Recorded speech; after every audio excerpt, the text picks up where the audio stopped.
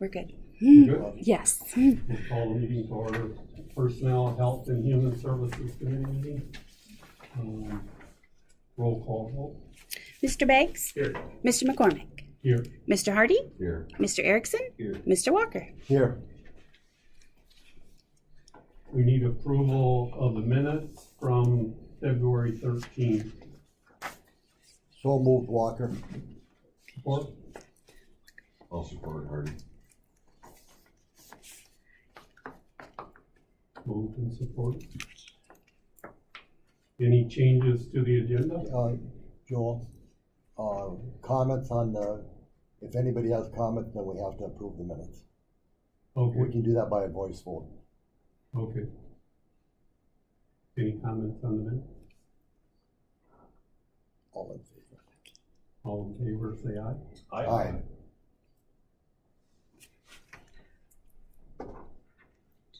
Do we move on to the agenda? Is there any changes to the agenda?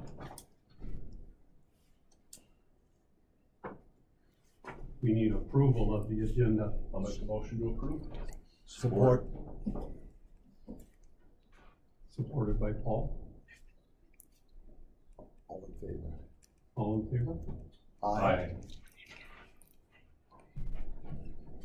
Any public comment? We have a lot of people here. Okay, we'll move on. Mr. Curtis. Brownfield redevelopment. Yeah, a little bit about what we've been up to, just kind of put a little summary together front and back of some of the things that we have. Sent you updated bylaws. So we went through and looked at some things that were just not needed in the bylaws.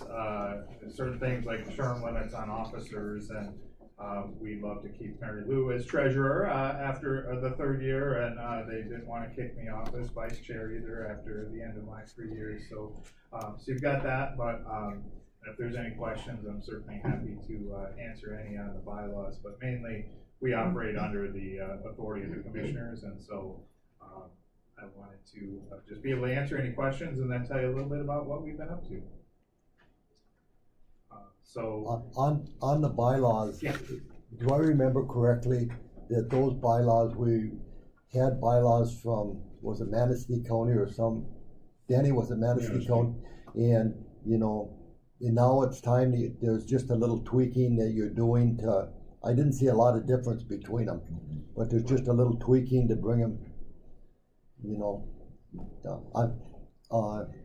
For those of you that don't know, Mr. Powers is one of the members of the committee, and he's a former chair for the Board of Commissioners, and he's on the bylaws. And Denny, there's no big drastic changes in there, are there?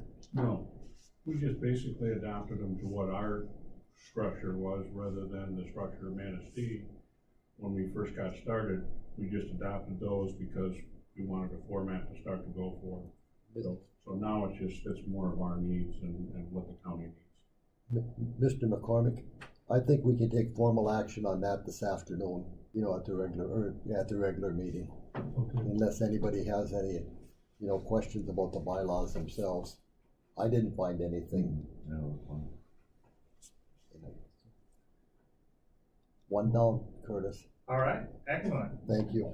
And is there, I know we've got a full agenda, is there an opportunity to share a little bit about what's going on?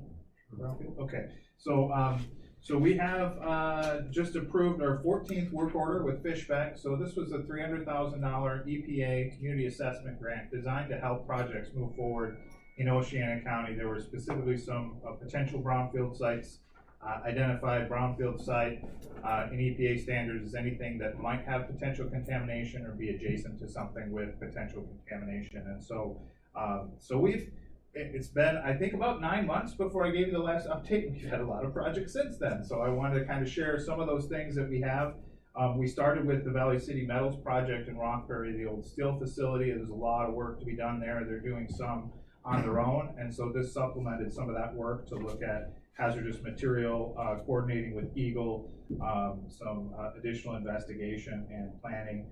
The Cirrus building in Hart, help them with some assessment there, make it easier. Part of it is, it's helping with those costs, but it's also helping that timeline move faster.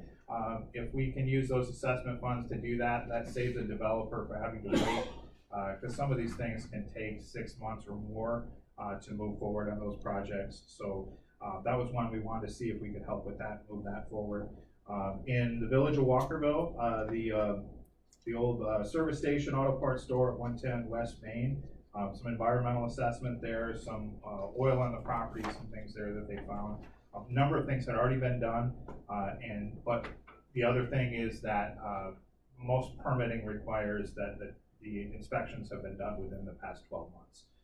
And so providing a newer update allows that project to move forward.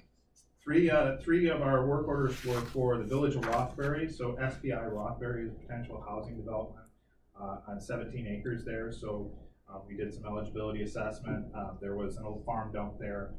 So did some phase 1, phase 2 studies, just trying to find out what, if there was any contamination. Now they're negotiating with the current owner, which is Barber Steel, to take that soil out of there before they purchase the land and start to look at housing development there. The Quick Mart in Walkerville is currently planning to demolish and create a new building. So there's some limitations. There's some separate rules with the gas station for looking at some of those.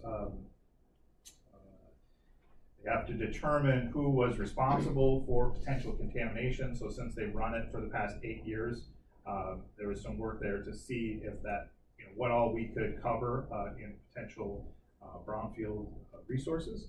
And so that's going well. We're waiting to see, they're trying to figure out what their plans look like to move that forward. We took a look at the awarded money for the former village hall in the village of Pimpwater.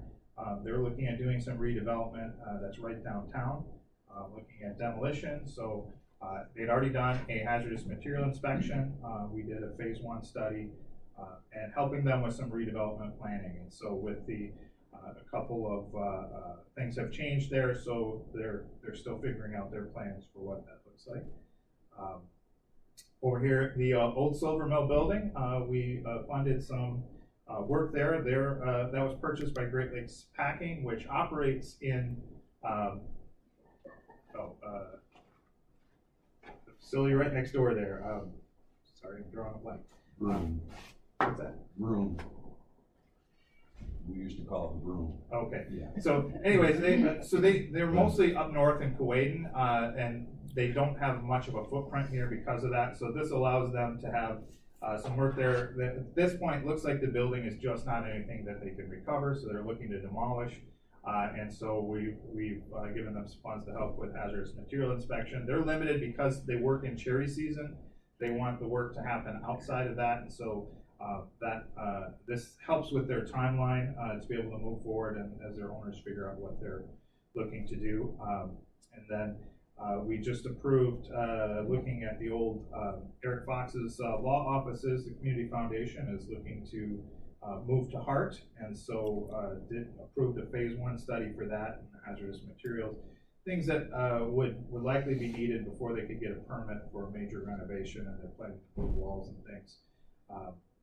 And then the old Husband Hardware store in Hesperia was purchased by Revive Life Church. They'd like to have a coffee shop on the storefront there. The old wood building they're looking to demolish and possibly put a little pocket park there. And so we're trying to do some work with that, and we awarded Fishbeck for eligibility assessment and hazardous materials. So kind of nice that we saw projects all over the county. There's probably about a half dozen to a dozen more that have had some level of inquiry for us, but either decided not to move forward or they just weren't ready to at the time. It puts us at about $270,000 of that $300,000 we've committed, and that grant expires in October. So we have until then to spend the money. We're planning to send a couple people to the Brownfields Conference. This has been our major source of revenue to do any projects in Brownfield. Potentially any future revenue could come from if there was a Brownfield tax increment, financing project where some of that property tax on the improvement would come back to the developer, and some of that could come to the Brownfield Authority, or housing. Those housing tax increment financing program runs through the local Brownfield Board. And a couple of these projects could potentially have housing.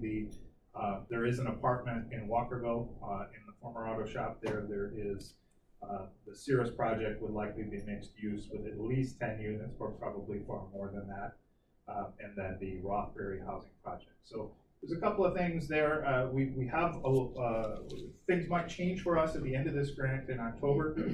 As far as what we can do, we can still work with Eagle.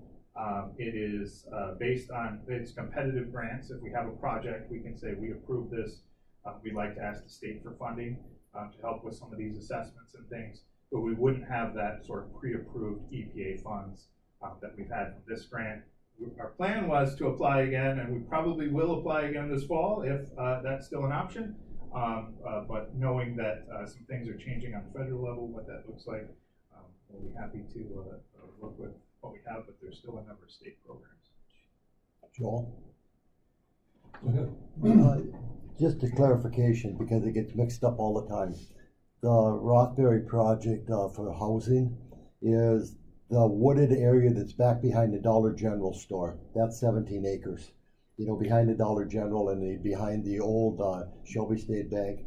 People often get every project down there mixed up with the Trailsides Estates, which is south of Rothbury, and that has, in the last month, been bought by a private individual. But that is not inside the village of Rothbury, but Trailsides Estate has just been purchased within the last month. Any indication, Curtis, looking in the crystal ball on what's going to happen with the federal funding and the pass-through funding from the federal to the state? Have you gotten anything from Lansing at all, or from the Fishbecker, if it's going to be affected? Everything is really day by day. As far as EPA, the Community Assessment Program has been one that every administration has approved. It's been very popular, but with the with the current administration and the efforts to significantly reduce grants, it could be. Nobody knows. It's day to day. Thank you. I have a question, Curtis. All of these projects, there was a number of them, and so you get them started with brownfield money, like your inspection with your engineers and that kind of thing. So when you start a project like that, you know, the different sources of funding you have, is there some expectation when you start that the county is going to contribute any money to the project? No,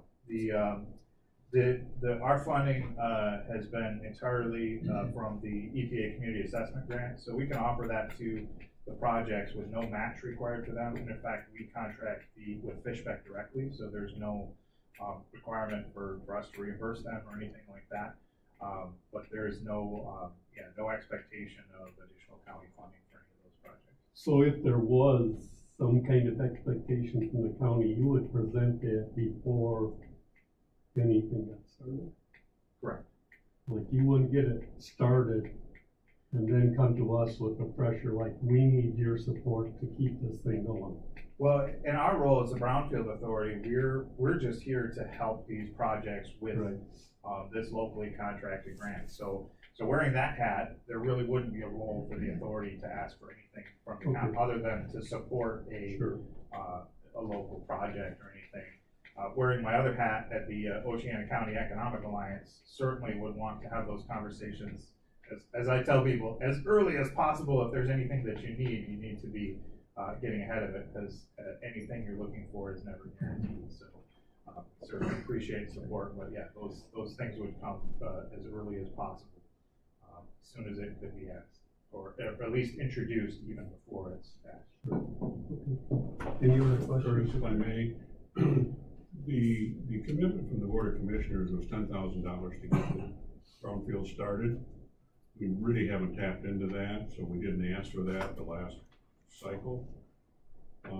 So that was the only commitment by the Board of Commissioners. Okay. Okay, for- All right, thank you.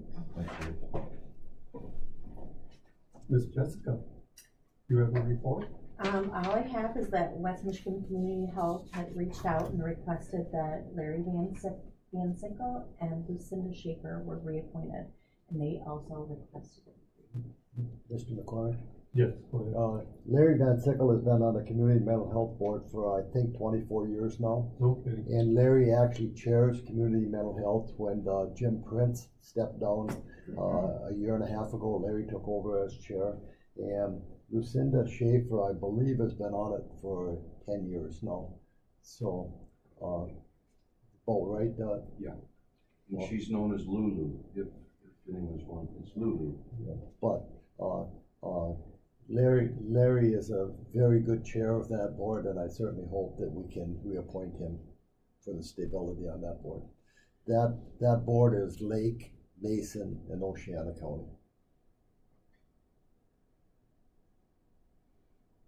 Anything else? That's it? That's it? Okay, we'll move on to public comment. Any public comment?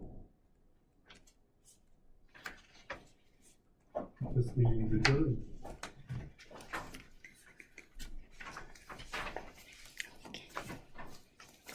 All right, we will call Courts and Public Safety to order. Roll call, please. Mr. Beggs? Here. Mr. McCormick? Here. Mr. Hardy? Here. Mr. Erickson? Here. Mr. Walker? Here. All right, with that, we'll entertain a motion to approve the minutes from February 13th, 2025. Support. Any discussion? Yes. I think the minutes need to reflect when they say there was tremendous support for the flag system. I believe that Mr. Beggs, you and I both had some reservations on that, and I think the minutes should reflect that you and I had expressed reservations on it. Yep. Is that? That's fair from my standpoint, yep. Any objections from the board members? Just a minor thing there. Will the motion and second be amended to reflect those changes? Yes. All right, any other discussion? Thank you, Mr. Beggs. No, I think it's good though to clarify that, because I went to the Shelby meeting and the Colfax meeting and the Leavitt meeting, and we're getting mixed feedback on that system and the necessity, and there was confusion as to the cost of it and confusion as to the ongoing annual cost to it. So there's a lot of information that hasn't been completely disseminated to the community, and that may play a role moving forward with each township making up their decisions. All right. Thank you. We have a motion with that. Thank you. Yep, we have a motion and a second. All those in favor of the minutes as amended, say aye. Aye. Opposed, the same. Very good, motion carried. Any changes to the agenda? Hearing none, I'll entertain a motion to approve the agenda. So move. Support. Mr. Walker and Mr. Erickson, thank you. Any discussion? All those in favor of approving the agenda, say aye. Aye. Opposed, the same. Very good. Any public comment? There's a bunch of you, but you're quiet. All right. Gary McKean's not here. Yeah, that's true. We'll get him. We'll get him. Under Sheriff Schiller, and I assume Mr. Hermans has sent his stand-in to talk about a metal detector for the entry. Yes, thank you. Apologize for causing the agenda to be thrown out of whack this morning. The sheriff's out of town this week, and of course, as it would happen, there's all sorts of things happening.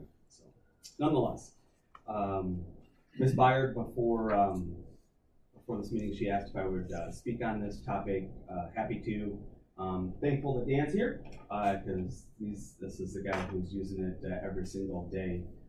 So honestly, he can probably answer a ton of questions about it. But the sheriff's office did do some legwork on the cost and what the replacement of the front door magnetometer looks like. This conversation, quite honestly, started more than 2 years ago in a court security committee meeting. And with that being said, we've researched the current magnetometer. It's the front door. When we got that magnetometer, it was used when we got it. That particular device was manufactured in 2002, and Garrett, the Garrett representative, told us it's at that time was more than 15 years beyond its life expectancy then, and that was 2 years ago. So the device is very old, is long overdue for replacement. So here we are today, because in the last court security committee meeting, it was discussed again, and it needed to get to the board through your guidance, direction, and what your desires are to see happen. So happy to try and answer questions again. Otherwise, I might defer to Dan. But the device that's I believe proposed that was in your packet is a best practice. It's the standard across the country for courthouses and airports still to this day. This is not what we have in the jail, and this is not at what you see in the airports. That, you know, it's not this. It's the traditional just walk through. It's if you look, when you go to the airport and you look like the guy that probably won't cause them grief and they just have you walk this way, that's what this is. This isn't the one where, oh, you need to walk this way and do this number, right? I didn't know there was an option. They always put me through the Yeah, house. so there's two lines depending on what they think of you. Nonetheless, so this is the lesser of the two, if you will. This is similar. It's the same as what we have here. So this is not an imaging device. It's Correct. strictly a metal detector that gives some light indicators of where the metal is detected on the body. Yes. And Correct. allows for a more thorough search. Yep, that's exactly what it is. So, Mr. Beggs? Yes. Once again, and I'm gonna direct this at all of our departments. If we've been working on this for 3 years, yeah. this is something that I would have preferred to be brought up at budget time, when we said budget, because this is the third month in a row that we have asked for capital improvements that should have been inside the budget. Sure. And I understand that happens, but there's a reason that units of government by law are required to set budgets. And it's and if you know something's gonna be coming up, we have to do our utmost to get those inside the budget, so we don't run out of money at the end of the year.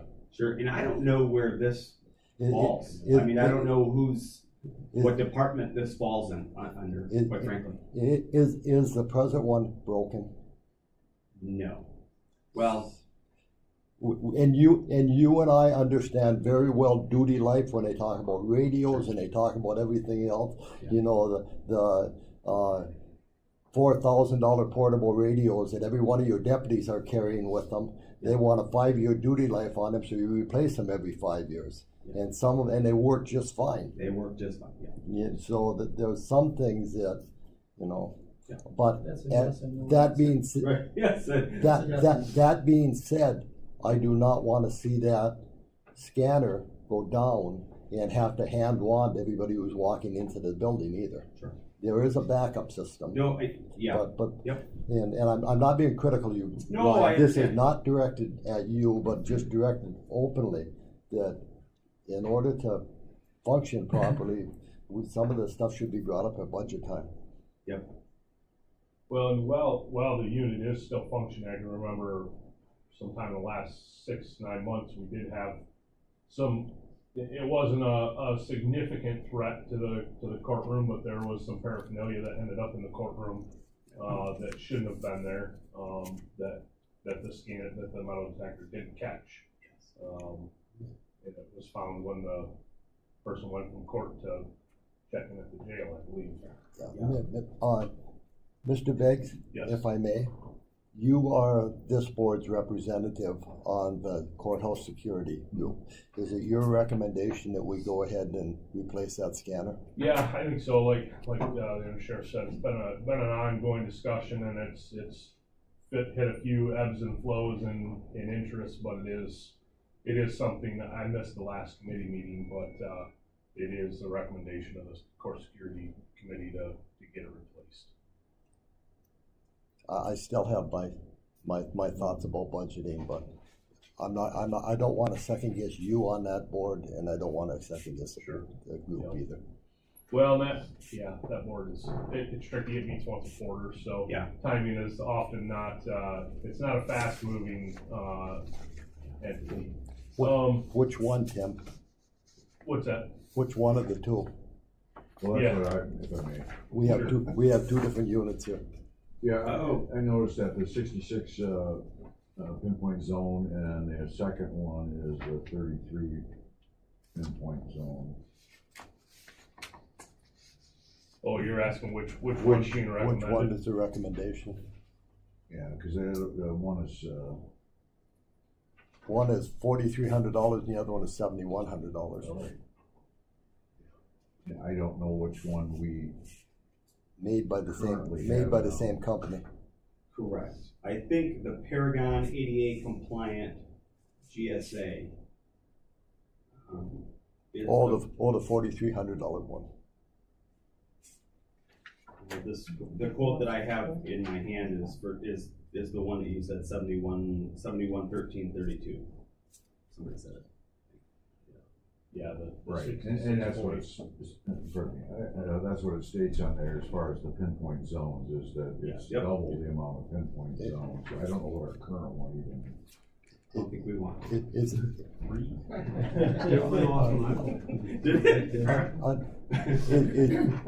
this is this a removal and installed price? I believe so. Inside It says inside delivery. Yep.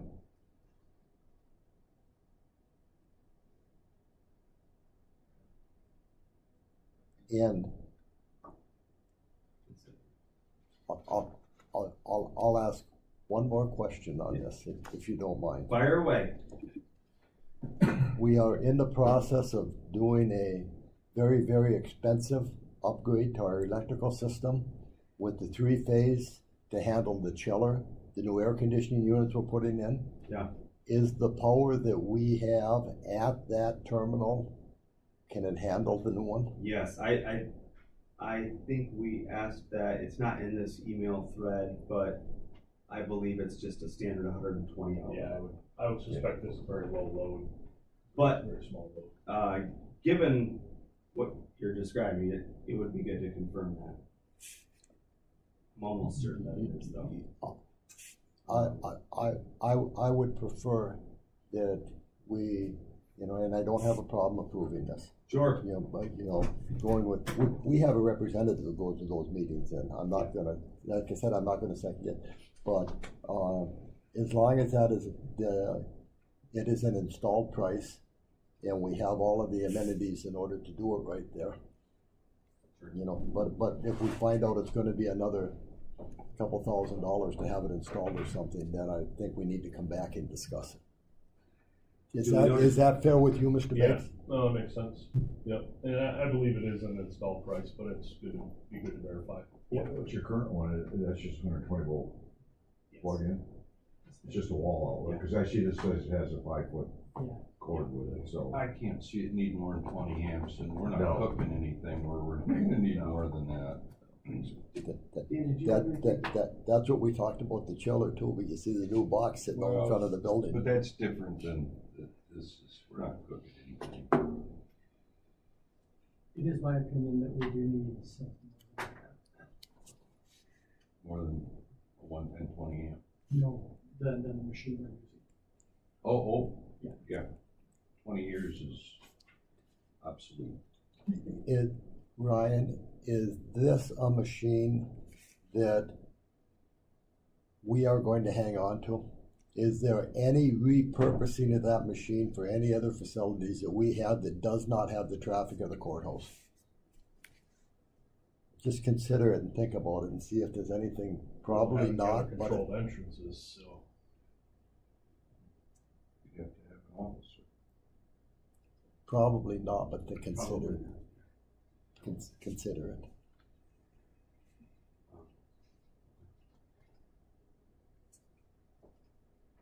I'll come back to the full comment. For the other, I mean, I think, any other questions? Thank I think we have one more thing to discuss, but it's what line item, what budget this comes out of. Yeah. Capital Capital improvement. That's fine, okay. All right. Any other questions, comments, snide remarks? Take them all. We actually,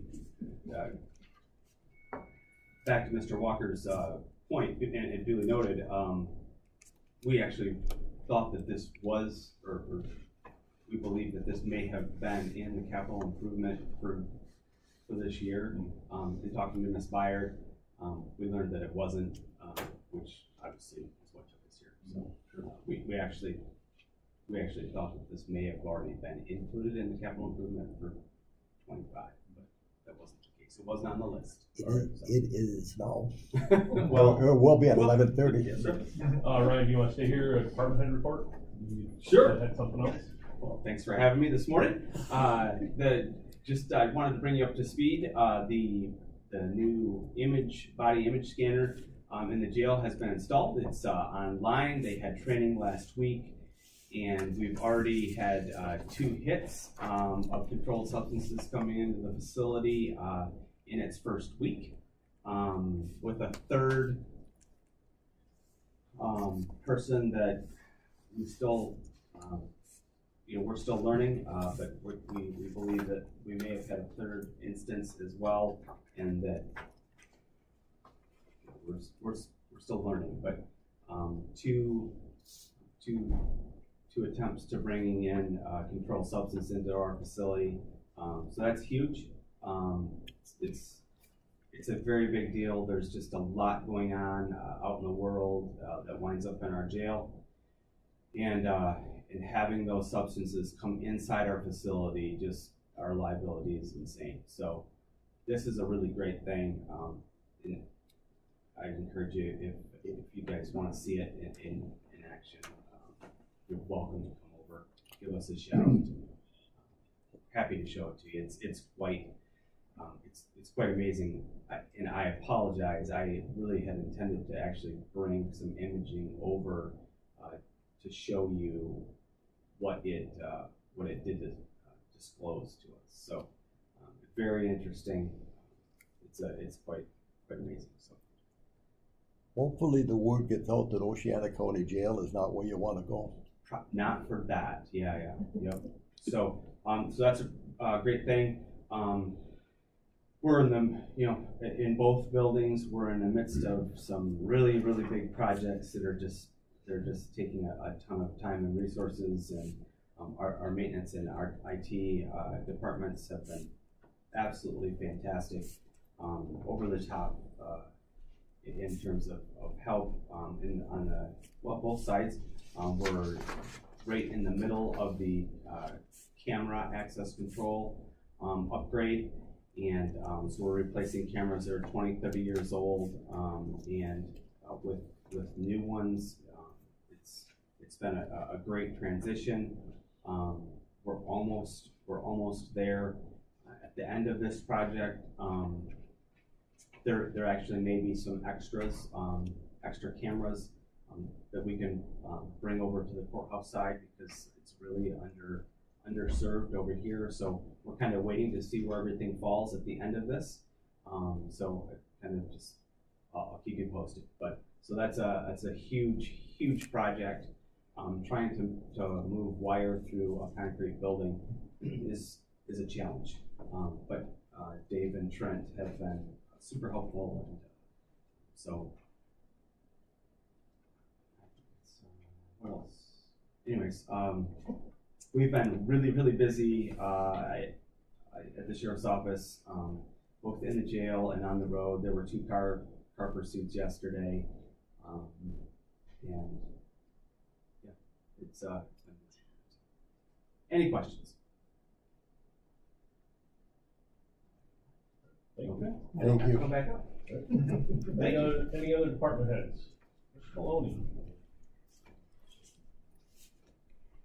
Morning, everyone. I apologize. I'm recovering from Bell's palsy, so my speech impediment looks like I've been to the dentist, but not. In regards to Curtis talking about the federal funding, it is affecting emergency management programs all over the nation. Or to make a really long, complicated story short, our funds are pretty much frozen. Any money we were to spend out of our grant funding there's no guarantee when or if it will be reimbursed. So I'm not spending money out of those fundings because I don't want to obligate the county to those funds. So it's not really affecting anything we have going on because the majority of what I do is coordination and collaboration. So it's we don't need a lot of stuff and things.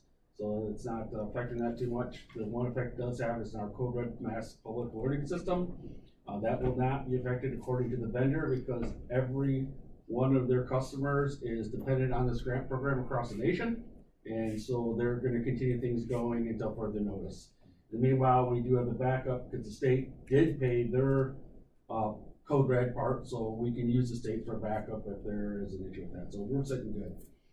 So we have a backup plan in case the feds don't decide to pay the bills that they already approved, because we were approved to pay. So that's where that's at. I did get elected into the secretary for the Region 6 Homeland Security Executive Committee, so I am representing Washington County at an executive level for the Region 6 Homeland Security Board. So that's something new there. And then a week ago, the emergency manager in Mason County resigned. So they're without an emergency manager. They reached out and said, hey, can you help us with some issues that are going on and we're at? So I've been helping. It's not a huge time commitment thing, but if there's an emergency or a need to send out a mass public alert, you guys signed an agreement with them, an MOU that allow us to do that. So I've been sending out their monthly test for them. And if they have an emergency, I'll be sending out their test for Mason County also. They just appointed an intern person who has no background in it. That's Johnny, runs the airport, great guy, but no emergency services background, no emergency background. So I have a phone conversation with them tomorrow, just bringing them up to speed of what projects they have going on and where they're at with it. So helping them out. When I first came to the county, Mason County was very helpful with getting me up and running, so I'm kind of paying it back to them and helping them as we can, but it hasn't been a time commitment issue. We just wanted to make you aware of that. On that, we're working on some trainings, ICS trainings coming up in the fall for law enforcement and fire service. And obviously we've got some exercise we're still doing. A couple of those exercises we're partnered with Mason County. Time commit wise, I don't have time to do the whole thing, so that's part of our conversation tomorrow, saying, hey, do you want to delay these exercises or you're going to find somebody to help with it, because I can't do your job and my job too. So that's where we're at. Questions, comments, concerns? Good luck with getting well.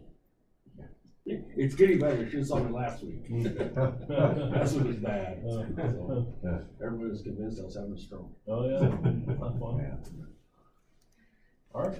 Thank you. Thank you. I need another meeting. Yeah. Any other department heads? All right. With that, any public comment? We're still quiet. All right. With that, we'll adjourn.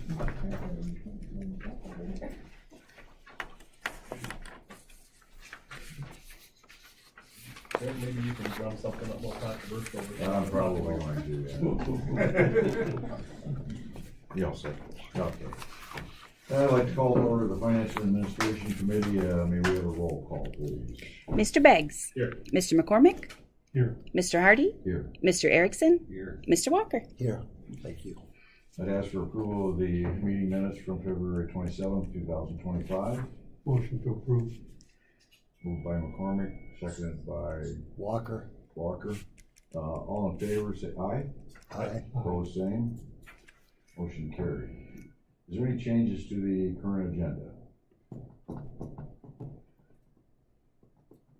changes? Hearing none, we'll move on. Ask for approval of the agenda. So move. Moved by Mr. Erickson. I'll support. Supported by Mr. Beggs. Any questions, comments? All in favor, aye?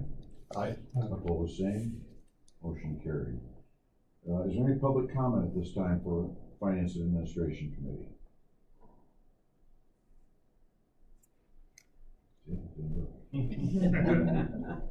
All right, moving on. Weatherspoon, spring dredging project.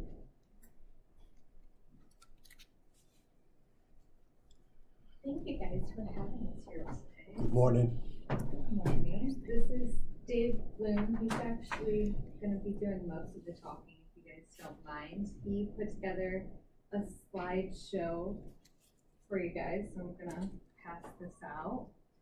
So, as you guys know, Pentwater has a lovely channel that connects Pentwater Lake to Lake Michigan, and with record low water levels, we are expecting to have a pretty significant dredging need this year. So I'm gonna turn it over to Dave and just let him take it from here. Thank you, Because Rachel. he's the expert on this. I'm still pretty new to the whole dredging. And I'm going to try to be brief, and thank you all for your time. I'm sure many of you know, and I'll go through just a little bit of history of this. Some of you may already know. And again, I'm David Bloom. I chair a committee that has advocated for the channel. We've been in place for about a dozen years now. And we advocate for the maintenance of the channel, and I'm also a village councilman as well. But Bill Blooms? yes, that was my dad. Yep. So many of you may know this, but the channel is actually owned by the U.S. Corps of Engineers, okay? And the Corps is responsible for not only infrastructure maintenance on the channel, but also the regular maintenance, the yearly maintenance. And by maintenance, we're primarily talking about sand removal in the outer third of the channel and beyond that to keep the harbor open, through the summer for primarily a lot of the transient boaters that come in. So just a little bit of history. So the Corps of Engineers did that yearly dredging for us every year until 2009. And at that point, they abandoned, I always like the word abandoned, it sounds really extreme, but they stopped funding all dredging for recreational harbors throughout the Great Lakes. Pentwater is a recreational harbor, when there was an economic downturn to help refocus money to the commercial harbors. They never reinstituted funding. The region has been left to fend for ourselves with maintaining our channel since 2009, so what's that, about 15 years now, plus or minus, and keep the harbor open. So we have actually dredged the channel through private funding twice since 2009 and through public funding twice. And by public funding, I mean special appropriations, congressional appropriations. We got two of them, one we used in, I think, 19, and then 2 years ago in 23 to dredge the harbor. Other than that, it's all been funded by privately and contracted privately to maintain the channel. So it is a challenge every single year to do that. And this year is no different. I mean, we're facing a dire situation at the end of the channel. Last year, we had depths in the channel of as shallow as 7 to 8 feet in spots. As you know, Rachel mentioned, we've lost fully 2 feet of water since last summer. I'm not sure everybody that goes there can see that the water levels are really down. And every year we have storms in the fall and the winter, which moves sand not only windborne into the channel, but also underneath the surface and continues. So we're dropping from the top, we're dropping from the bottom. And we don't know exactly where we are because we won't have soundings until the Corps does it at the end of this month or early next month. But we fully expect that we're gonna have areas that are as shallow as 4 feet outside of the end of the channel. So for all of us that are taller than 4 feet, that means you can walk all the way across the channel to get across. So it's a critical situation. It essentially, the way we look at it, it's a closure of the Port of Pentwater, and all of the commercial, the economic impact to it is incredible regionally, and by regional I mean throughout the county here. It would be a devastating situation. And not only that, it poses a safety risk as well, because the transient boaters still will come in, will try to come in. A lot of them will hear that we're closed, and whether it's true or not, they won't come. But there's inevitably going to be boaters try to get in. 2 years ago, when we had a situation where we were around 6 or 7 feet, we had to take boats that got hung up at the end of the channel, I would say 8 to 10 times.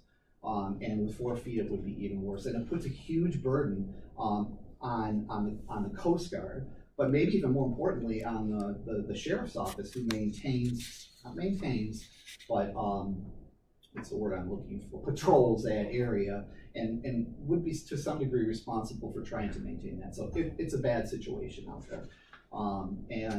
We've been talking to a contractor that actually dredged us 4 years ago privately, who has capacity and a willingness to come in the spring to dredge. We've tossed around ideas of cost, and it's going to be about $120,000 to do the dredging in the springtime. The village last week at their regular meeting appropriated $40,000 for that, which was awesome. We'll be asking the township to match like we did 2-3 years ago. Unfortunately, the township has refused to fund in any way, shape, or form the maintenance of the channel, which perplexes us. But we fully expect, even though we'll ask, that we'll probably get the same answer from them. So we're really faced with finding about $80,000 to dredge the channel. And we have kind of an all-out effort now to try to find that money. Privately, we've got a lot of donors who we think would be willing to step up.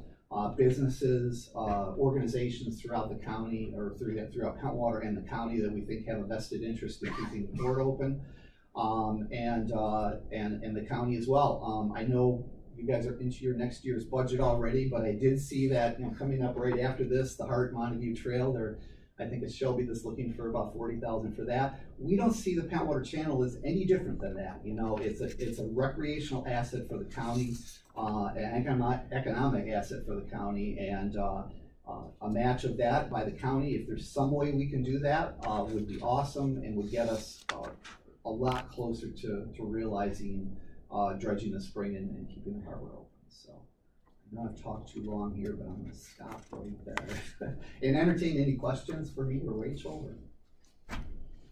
What's your preferred draft? Most of the transient boats are bigger because they're coming from different. I'm thinking of the Northern Light. Yeah, well, that was 9.5 feet. We have a boat in Pentwater as well that has a draft of 7 feet. So we've already moved our boat to Ludington, and as much as I'd love to be back to Pentwater, I just don't think I'm going to be back. So you can imagine that's just one boat. I think most of the drafts of the larger boats that come into the harbor during the summer are anywhere from 3 to 4 feet for the power boats, and then 6 to 7 to 8 feet for the sailboats with the keels. The problem with the power boats is that the first thing to hit the sand is the prop, and that's one of the most expensive elements of that. So there's a huge issue with power boats, trying to power through that sand. So, The tough question. Yeah. What's with the township? Good question. They say that they have a legal opinion from their attorney that says the township cannot donate to dredging. Our legal attorney does not believe that's legally accurate, but nonetheless, they acquired this legal opinion. They're sticking behind it. They're standing by that. May I, Craig? Yeah, please. May I, Craig? I find that very interesting, the legal opinion from their attorney, because as you know, Pentwater is a general law township in the state of Michigan, and every business and every resident in Pentwater pays township taxes. That is the village's position as well, but unfortunately, because we're not the township, we can't actually force them. Well, And they've got an opportunity now to step back up to that plate. Yes. They have a meeting next month.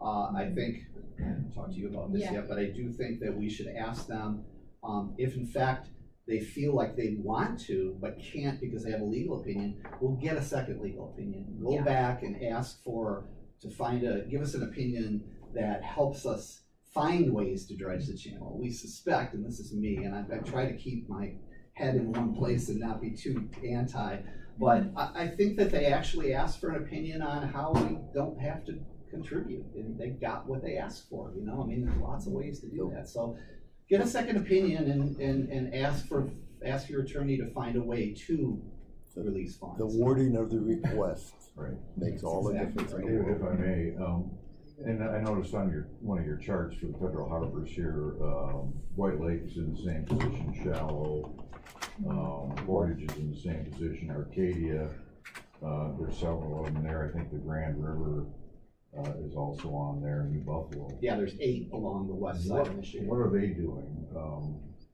financially? And I mean, it bothers me that the Corps of Engineers actually literally owns the channel, but yet won't maintain Fails it. to maintain it.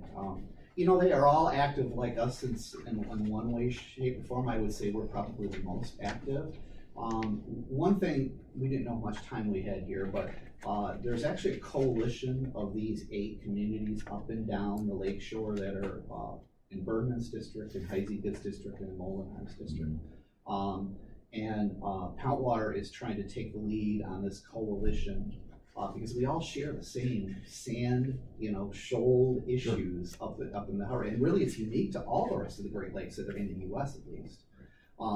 But we're trying to get that coalition energized because the real solution to this problem is at the federal level. It's not at the local level.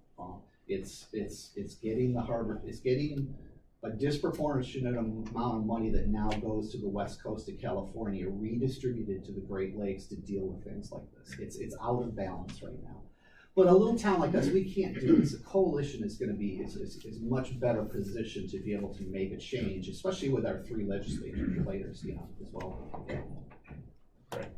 Yes. There's not a lot of control that any of us in this room have over this, but one thing I've observed too is some leveraging of Eagle to permit the dumping of the sand on the south side of the pier rather than depositing disturbed sediment on the north side where it's going to get pushed right back into the pier. And so that's frustrating just for me, is from a reasonable standpoint where we're putting piles of sand that catch more wave and water to get pushed right back into the place we just pumped out of. Yeah. But so that's another effort to try and get some reasoning in Eagle for the permitting to pump it to the south. Yeah. Because the water moves sand. It does. And it's a little bit of a double-edged sword because there's a terminology called beach nourishment, and the state park and the beaches in Poundwater are just as important as the harbor is. And if we continue to move all that sand south, and it continues to go south, all of a sudden we're left with a rocky beach. So it's a little bit of as much as we hate to just put it north and then watch it come back in the next year, it's a tough thing. And I don't know that that's ever going to change, right or wrong, but if we could get it dredged yearly like they used to do, keep a handle on it, your net loss in the area of sand is 0. You're keeping it all kind of in the same spot. So,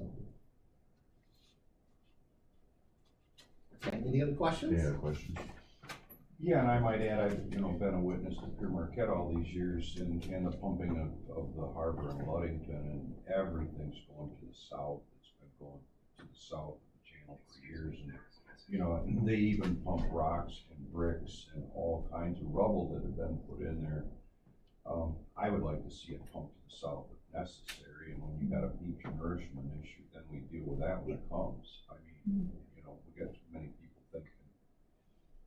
And our permits that we have, I didn't mention this before, but we have permits in place through both Eagle and through the Corps, does allow us some flexibility on where to put that sand. So I think there's a little bit there, and it is something we're well aware of and would push for. So. Any funding we can, with the support we can get, would be great. We're going to keep pounding the pavement on our end. So thank you very much. Thank you.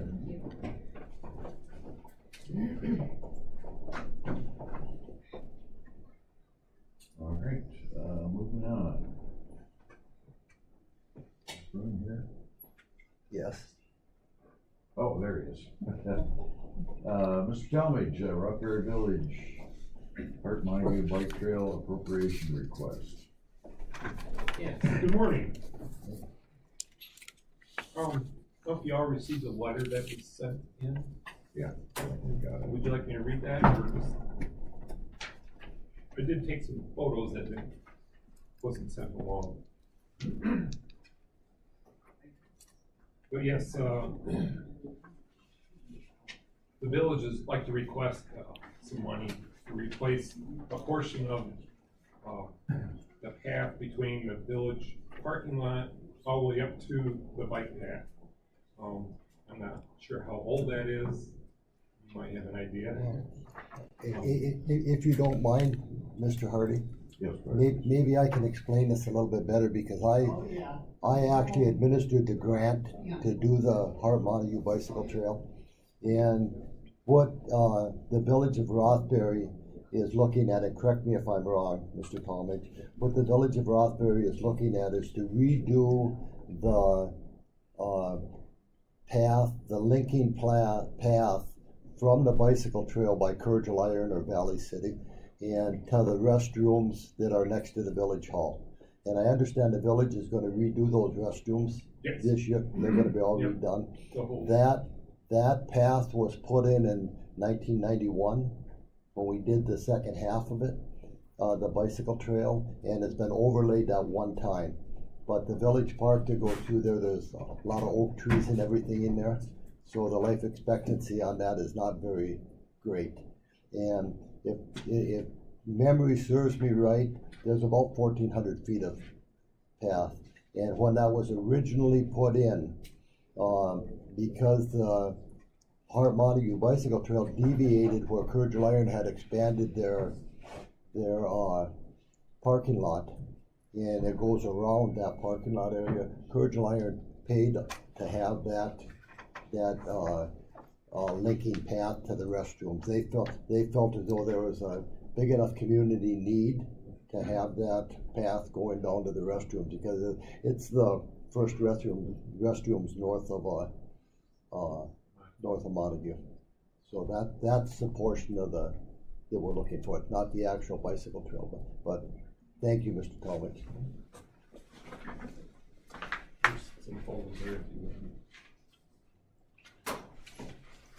Vern, who actually owns that? Isn't that a state park?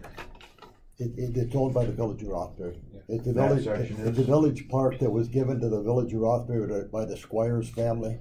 It's where they built when they built the village hall there. No, the bike trail itself is actually state park. That's a state park, but this part that they're requesting the money for is on village property. It's a linking. Okay, so it's part of it. It's the linking part.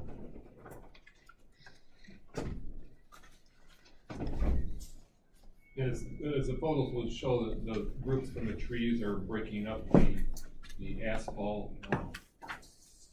There's one portion of it is kind of sinking down a little bit.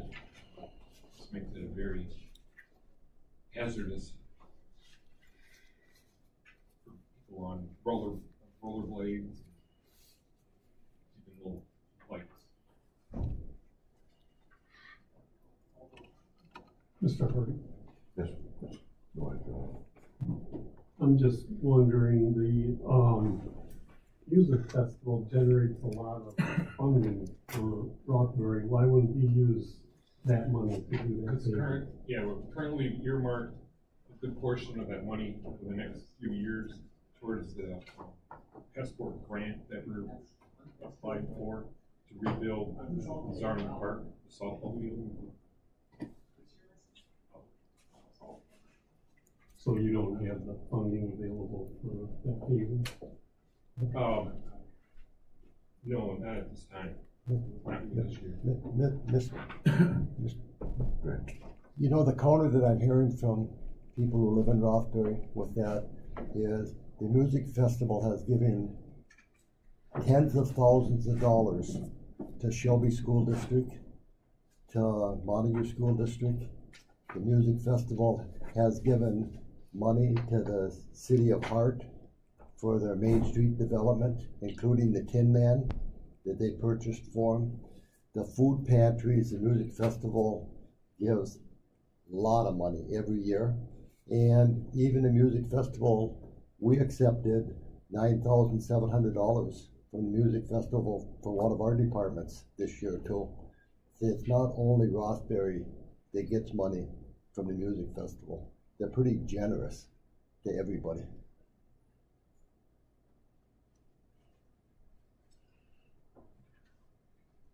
Anyone else?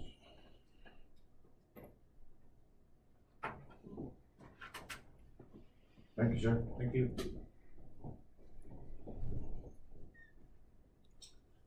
Dave, community service building window replacement. You're up. Two bids currently for the community service building windows, one being Blackmer Construction, the other one West Michigan Restoration. Both are very capable of doing the work that is there.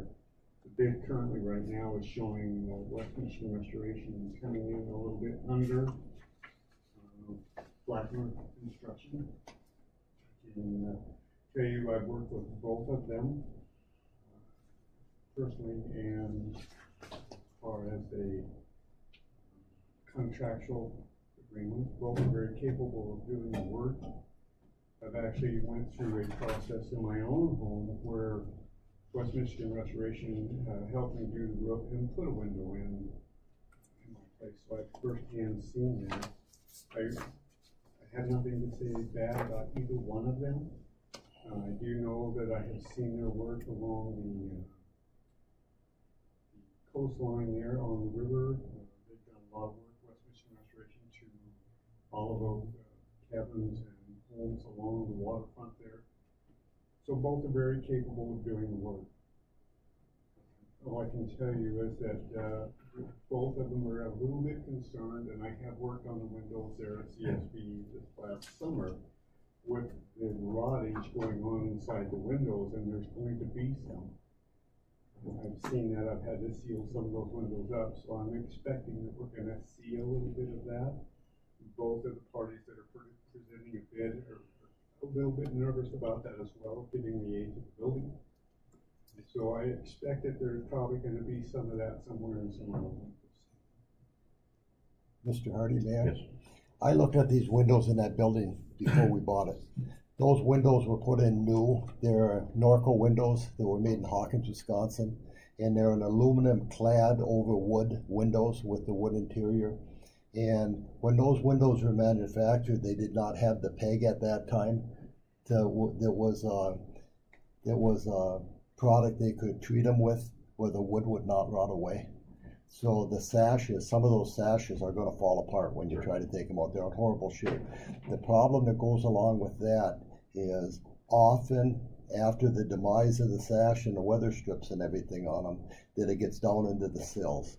So it would not surprise me that when you take them out, because I've probably been involved in hundreds of the replacement windows in my tenure, doing sales and stuff. And I always tell people expect to have that. Dave, you did reach out to one other organization for a price on the windows, and I realized they would not give you a written estimate, but about how much was that from Renewal by Anderson to replace the windows? $1,500 a window. Times 40. That's just $1,500 a window times 40. 37 windows. So, Joel, that doesn't surprise people like you and I. And I think, Mr. Hardy, you had a price from them at one Oh, time. yeah, well, I went through that. But if you talk to them long enough, they'll keep discounting. They just won't hit reality.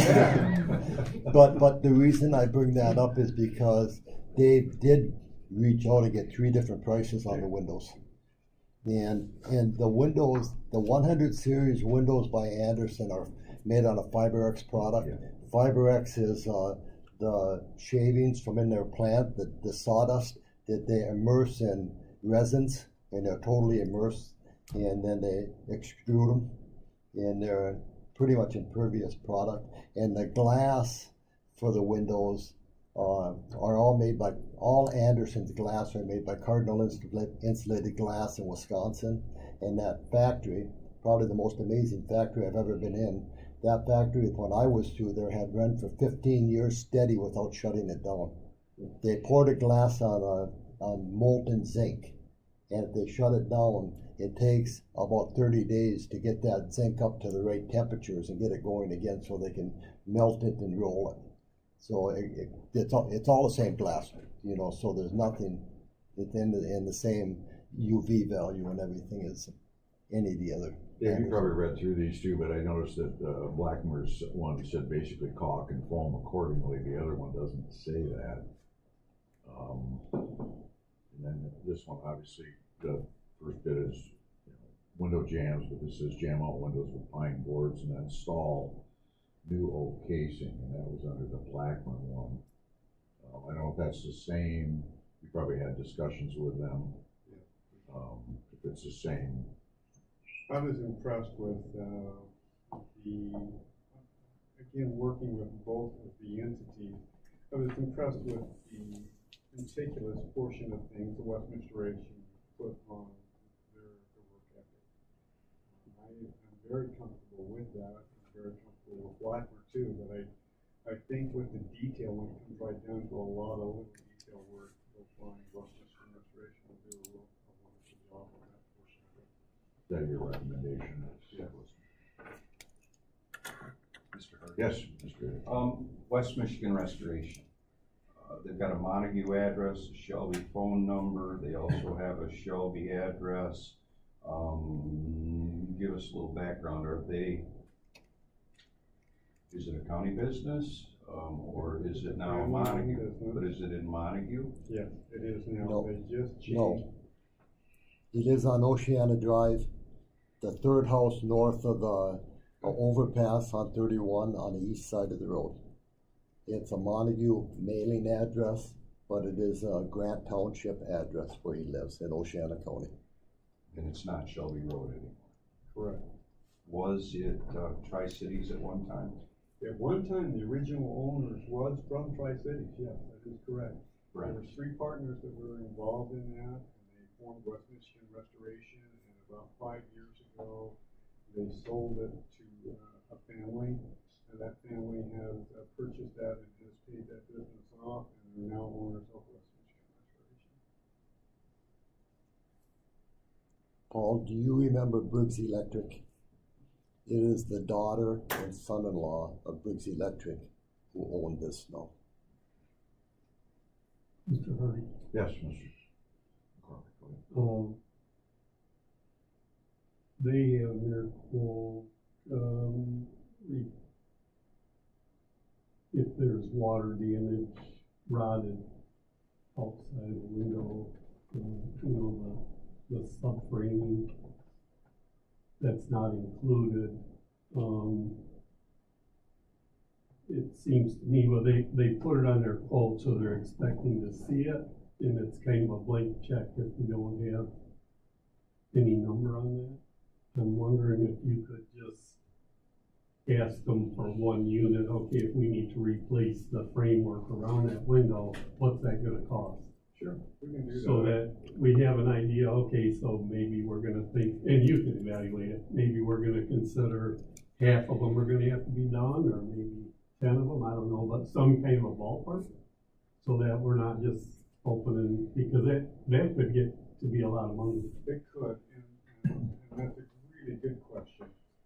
And it's really difficult till you get in there, because every window is gonna be a little different, but I can tell you, and I think Bob can probably back that up, that if you get into a window where you've got to do some subframing in there, or restructuring some of the framework around there, you're not talking much over $150 per window to do all of that.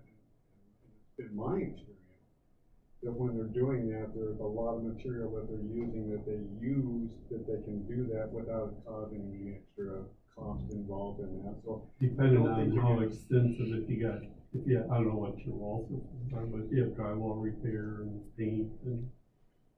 I think the biggest issue is, like you said, that the wood underneath the cladding is probably gonna be the issue, because the rest of that. That's all coming out, so that one. Right, but I had that at my house, same thing. I had a brand that did exactly the same thing, and actually some of the aluminum fell off it was rotted, but when they took the windows out and replaced it, there was really nothing in. And keep in mind that if they're doing the framework in there, they're already using wood and going in there and doing that, so your cost is not gonna be that great.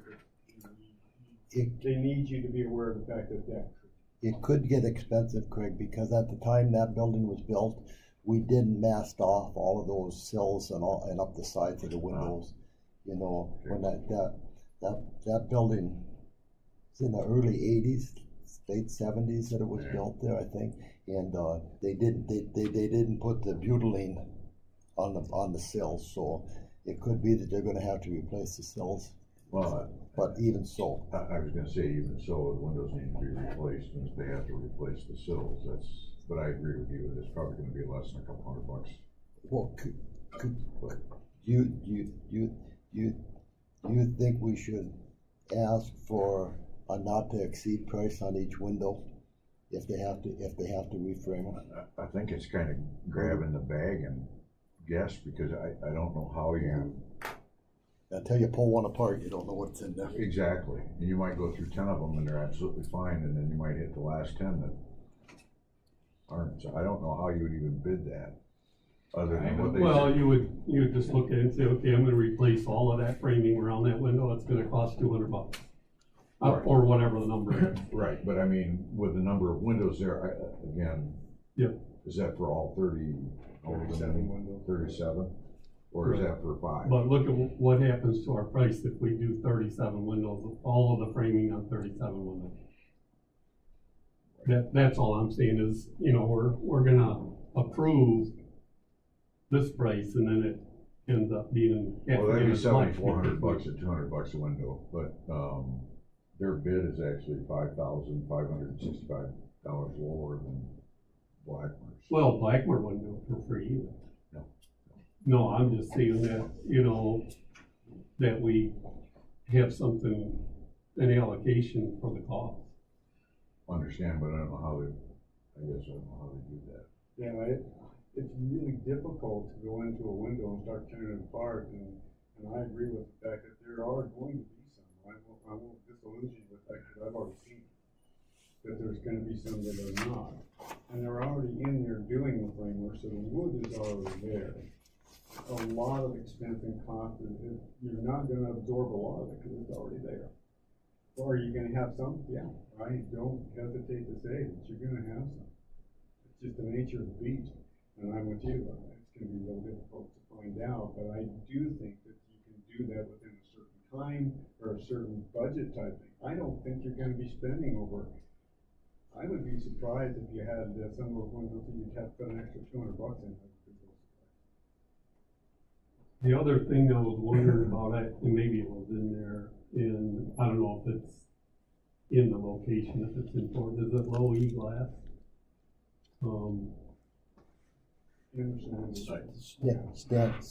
Standard windows are, all the glass is made by Cardinal. Not only the glass, but they put the glass together.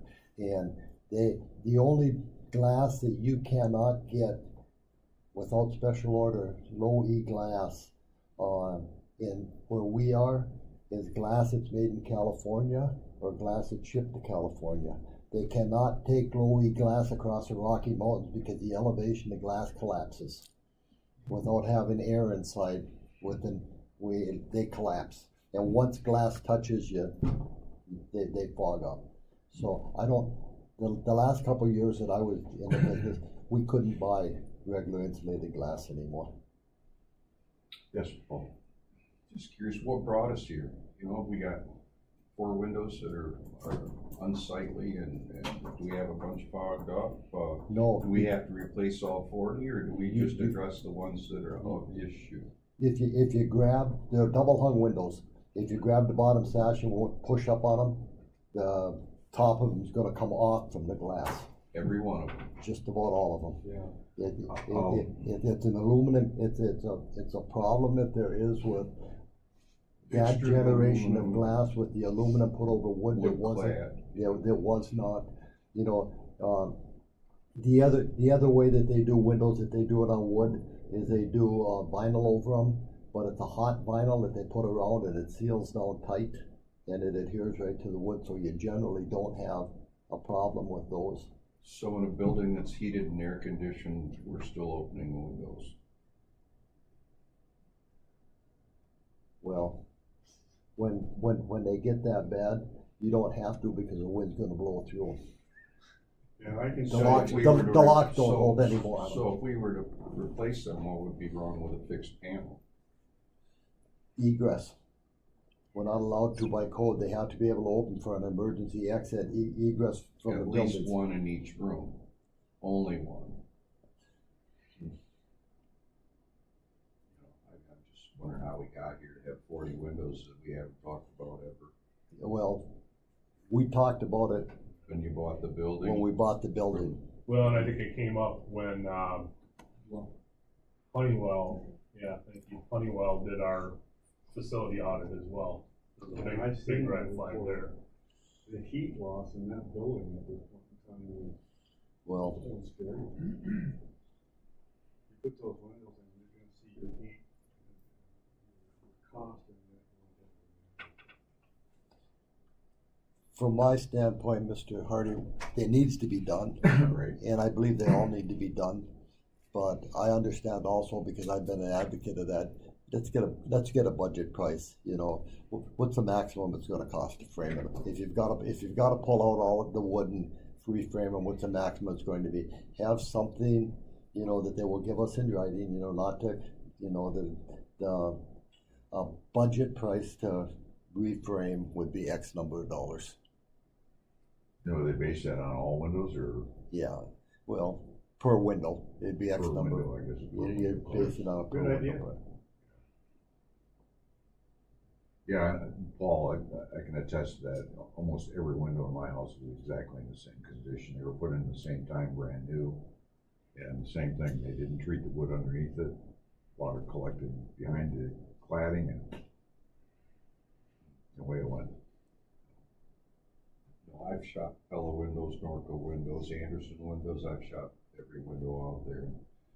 And yeah, there's grades of windows, and hopefully these are, you know, construction that's appropriate, and we get a quality window put in. Anderson Window Corporation made, when I retired, Anderson Window made 8 different grades of windows. We're talking Ford and Chevy and Buick and Cadillac. And they all do the same thing.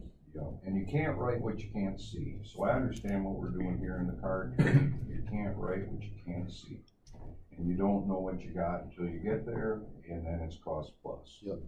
So, yeah, to get a ballpark guesstimate on what this will be, that's good, but I wouldn't go with white pine then, I'd put treated back in. You know, Yeah, I don't know if it's still the case, but the window manufacturers used to adjust their prices all the time in April, before the building season started. So I would be my suggestion with what's going on with the economy right now, that we get a price. I agree with Mr. McCormick, we get a price, this would be the budget price per window, so it doesn't come back $500 more per window. Get a budget price per window, and then we award the contract to one of them so they can get them ordered before an April increase in price, because it's gonna happen. Yeah. Building season. Are they made here? Pardon? Are they made here? Are they made in the USA, the window? Are they shipping in from Canada? Stillwater, Minnesota. Yeah. And Anderson plant is, I forget how many 100,000 square feet in Stillwater, Minnesota, right across the Hudson River from Wisconsin, or the St. Croix River. And I think you've got the line on it too, getting them ordered. The building industry is having a difficult time getting Yeah, I think we do that. So we can approve the contract to get them ordered, and then I guess wait for, again, that, if there's repair that has to be done, it's gonna have to be done. could be months. But I mean, I might be interested in what some fixed windows in appropriate places would be versus